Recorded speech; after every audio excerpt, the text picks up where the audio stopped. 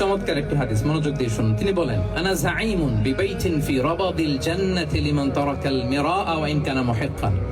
আমি ওই ব্যক্তিকে জান্নাতের আঙ্গিনায় একটা ঘরের গ্যারান্টি দেই যে ব্যক্তি তর্ক করার সময় নিজে হক এটা জেনেও সে তর্ক থামিয়ে দেয়। অনেক সময় হয় না, অনেকে পায়ে পাড়া দিয়ে ঝগড়া করতে আসে, এরকম আছে না নাই? আপনি চুপচাপ দেখবেন একটা বাজে কমেন্টস করতেছে, আবার কমেন্টের নিচে কমেন্ট, আবার গালি, হ্যাঁ আছে না এরকম? বিষ্ণু বলেন নিজে হক এটা জানার পরেও আর যাতে তর্ক না বাড়ে, যে তর্ক থামিয়ে দেয় জান্নাতের আঙ্গিনায়, তাকে আমি একটা ঘরের গ্যারান্টি দেই। ওয়াবিবাইতিন ফি ওয়াসাতিল জান্নাতি লিমান তারাকাল কাযিবা ওয়া ইন কানা মাযিহান।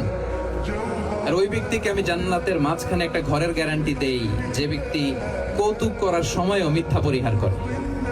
করতেছে কৌতুক, ফান করতেছে আর কি, হি ইজ কিডিং, ফান করে, কৌতুক করে, কিন্তু কৌতুকের সময়ও সে মিথ্যা বলে না।